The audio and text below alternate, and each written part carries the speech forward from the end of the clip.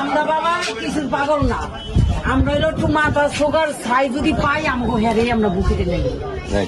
কোথায় বলছি আমরা রাস্তা রাস্তায় থাকতে চাই না, আমরা চাই যে একটা মাটির ভিতরে আমগো বাড়ি গাড়ি না তুলে দিই, বিল্ডিং না উঠে দিক, আমরা একটু জায়গা দোকান। এর আগে যখন আমাদের খালেদা জিয়া সরকার গঠন করছে আপনাদের পুনর্বাসনের ব্যবস্থা করছিল না? করছিল, বিআরপিতে করছিল, আবার ওইখানে করছে, কালশিতে করছে।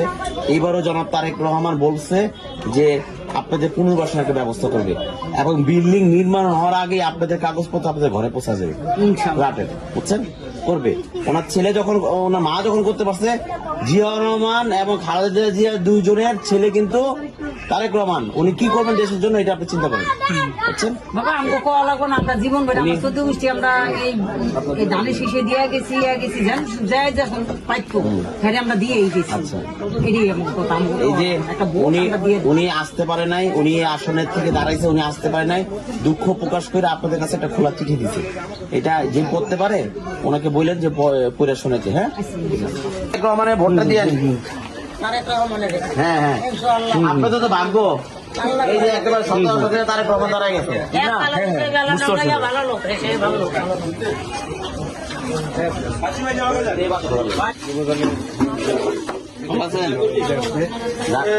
ভোটটা দিয়েন,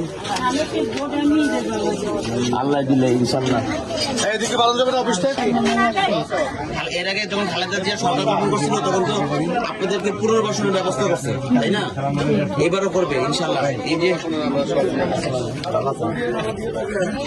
ভালো আছেন, ভোটটা দিয়ে এই চেয়ারম্যান বিএনপির পক্ষ থেকে এই যে আপনি একটু রিপ্লেটে নিয়ে যান আপা। একটা খোলা চিঠি আছে, এটা পড়বেন, এটা খোলা চিঠি আছে, এটা আপনি পড়েন। হ্যাঁ, এটা আপাতত এটা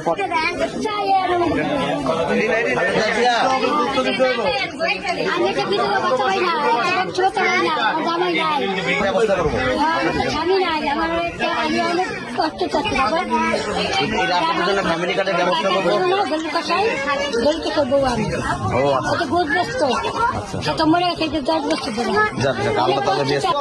রাখেন, একটা খোলা চিঠি দেন। এই যেটা খোলা চিঠি আছে, তারেক রহমান, জনাব তারেক রহমান আপনাদেরকে দিচ্ছে। উনি তো আসতে পারে না, উনি তো আসতে পারে না, ওনার রিপ্রেজেন্টেটিভ হিসেবে আমরা আসছি, ঠিক আছে? ওনার জন্য দোয়াটা করেন। এটা ওনার পক্ষ হতে আপনাদের কাছে এটা খোলা চিঠি লেখা। হ্যাঁ, পড়বেন। ভালো আছে,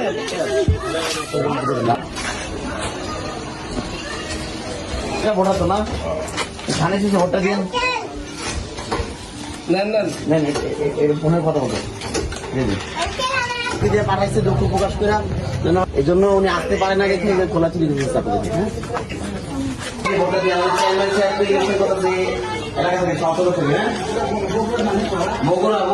খোলা চিঠি আছে, একটা খোলা চিঠি আছে, উনি তো আসতে পারে না। আর উনি আসলে এত নেতা কর্মী, এত লোকজন হয় যে মানুষের ধাক্কায় মানুষের মারা যায় বলে উনি এলাকায় ঢুকবে না, যার জন্য ওরা দুঃখ প্রকাশ করে একটা চিঠি দিচ্ছে আপনাদেরকে। হ্যাঁ, চিঠিটা পড়ে